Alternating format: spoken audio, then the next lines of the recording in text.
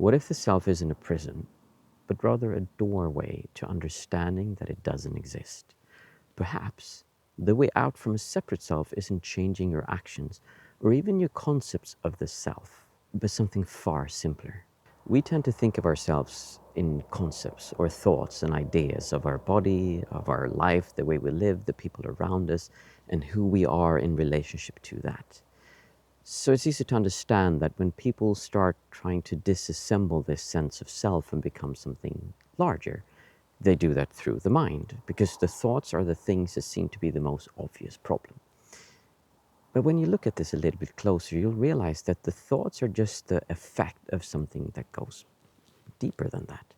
Even though it seems at first that, well, most of the approach that we have is psychology. We work with the mind, or we work with medicine to try to change something a little bit deeper inside, but it's still the idea that it's the thoughts that are the problem.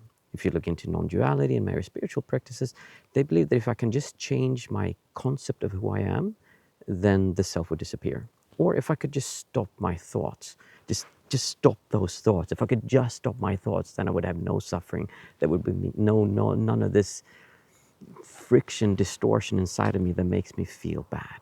But even if you're able to stop your thoughts, you'll notice that there is still a sense of self there, meaning that the thoughts are not really the problem. There is something beyond that. I think it's a natural progression to actually go through all of this, to try to get rid of the concept of a self by becoming unselfish, by giving away everything you have, but or trying to understand that, okay, I am not separate. And then you're kind of trying to change your beliefs about that, believing that, okay, I'm not this thing, I'm this big thing, which is still a sense of self. It's just a bigger sense of self, which is easier to live with for sure.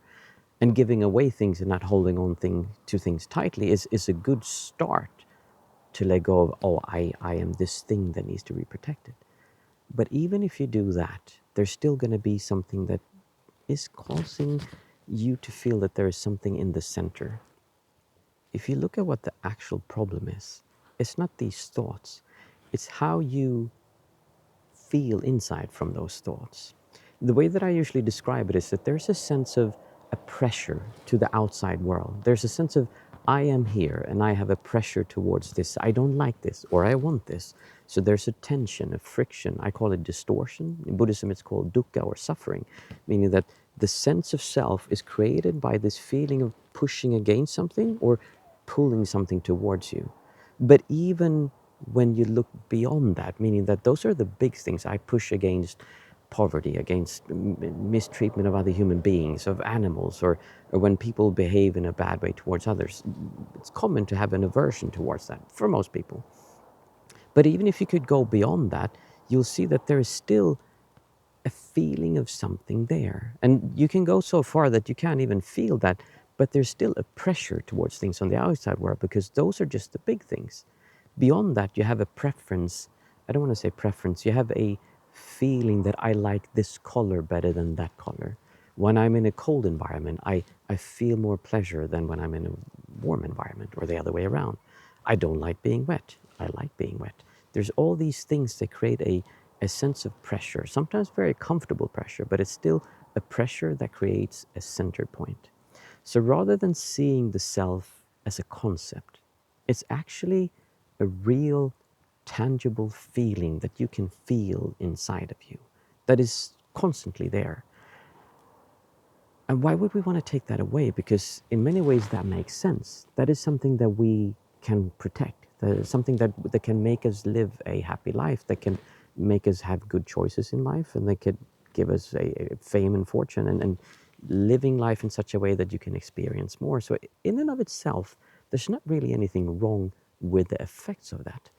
The problem comes from what we believe will happen when we do something with this pressure. So if I could only find the perfect woman, then I would get a different feeling inside. And you start pushing against that, or you pull against that, and you want that to change. And then finally, you meet someone and you drop all of that and you fall in love. And everything this person does is amazing. And you just have this cozy feeling inside. And it's like the world just turns rosy, and it's just so nice to walk around. And that lasts for a while, but then it starts distorting again and it starts getting difficult. Because what you really did was that you had this pressure believing that I'm not okay right now, but I will allow myself to feel okay if this happens. And when that happened, you felt fulfilled for a short time until you started pushing and pulling against things again. What happens when we drop this pressure is that you can experience your life instead of experiencing the story of your life. You start to see clearly. You start to see the colors of this, of the trees around you, of the walls around you, of anything around you. Sense of smell, sense of taste, sense of just touching things. It becomes, in and of itself, fulfilling. And we have this when we're in love, just being, but then it's based on an object, sorry, a person. Just being with this person, touching them, feeling them, smelling them, it just, wow, it's so amazing. They're the most beautiful thing in the world because you have no distortions towards them. But then gradually, you start putting in the sense of a self, and I want something from them, and they don't treat me the way they should, or all these things, and you start losing that. So instead of going through all of that, imagine that you could do this without an outside thing happening to you. And then the way that I described this many times, the way we talked about how it disappears, is that imagine if you're in a rave party and there's music everywhere and there's loud blinking sounds and it's blinking and flashing and you're just having a great time and you're just walking around and there's people around you. But then all of a sudden, time freezes and you can see people around you and they just stand still in these motion, and there's lights, there's shadows, and there's stillness, there's peacefulness. And you just walk around and you look at people like, wow, this is really interesting. There's no movement. There's just things there.